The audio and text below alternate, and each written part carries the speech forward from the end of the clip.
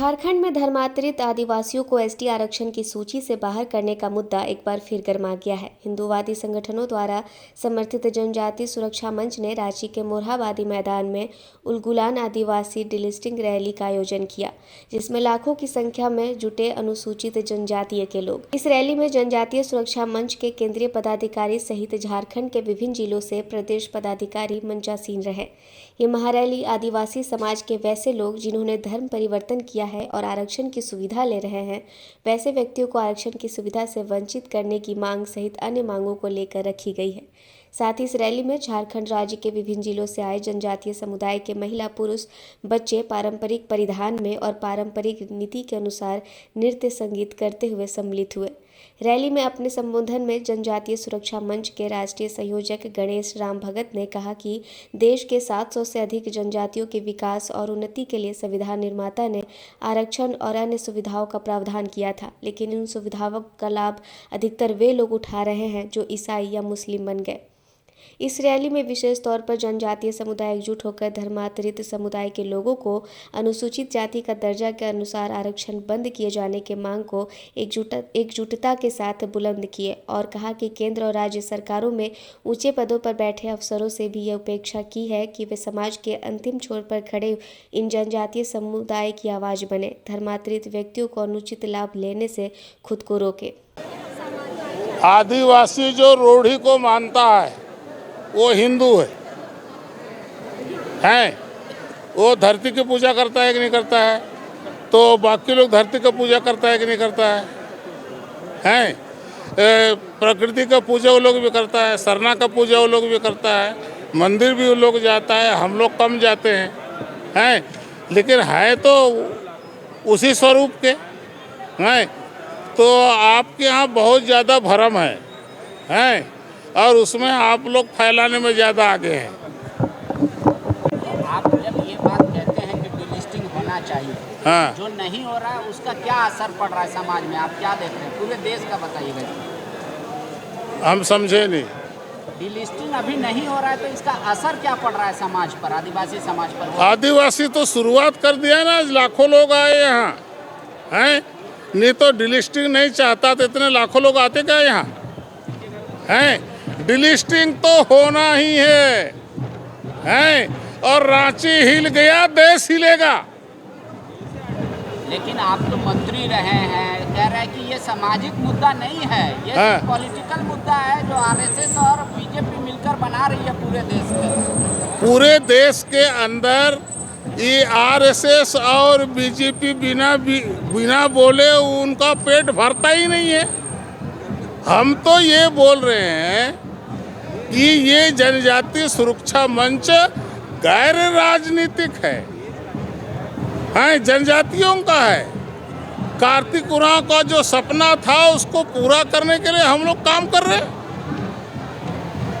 आप तो छत्तीसगढ़ से आते हैं, पूरे देश में भ्रमण करते हैं, झारखंड में आपको अंतर बोल रहे हैं, यहाँ हमको समझ में ही नहीं आता है कि कौन आदिवासी है कौन क्रिश्चियन है, आप ये बोलते हैं। हाँ, मैं इसलिए बोला कि जनजाति में गोत्र लिखाने की प्रथा नहीं है।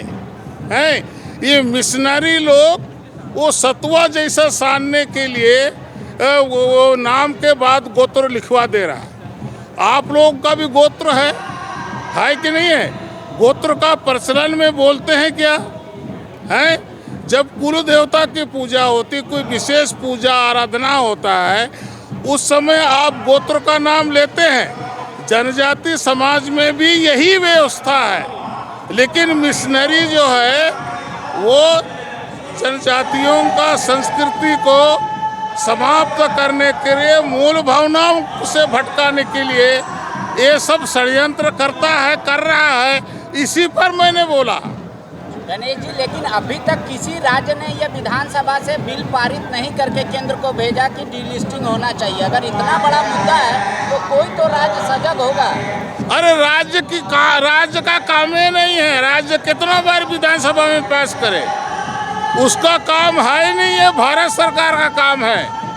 और हम लोग भारत सरकार को हिलाने के लिए जा रहे हैं। 5 लाख से ऊपर आदिवासी लोग हम लोग जाएंगे।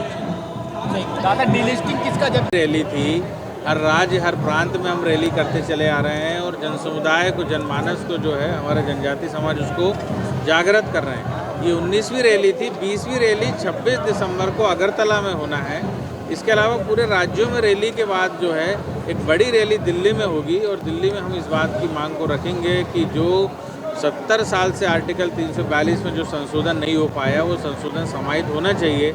जैसा कि आर्टिकल 341 में अनुसूचित जाति के लिए ये प्रावधान है कि जो धर्मांतरित होता है उसका रिजर्वेशन समाप्त होता है, ऐसे ही आर्टिकल 342 में जो धर्मांतरित हो जाएगा उसका रिजर्वेशन खत्म होना चाहिए, क्योंकि इस देश में एक व्यक्ति का एक ही स्टेटस हो सकता है, दो स्टेटस नहीं हो सकते। या तो वो आदिवासी हो सकता है या ईसाई हो सकता है, या तो मुस्लिम हो सकता है या ईसाई हो सकता है, मुस्लिम हो सकता है या आदिवासी हो सकता है। तो हमारी एक ही मांग है कि जो आदिवासी धर्मांतरित हो गया है उसको आरक्षण का लाभ ना दिया जाए, यही डिलिस्टिंग की मांग है।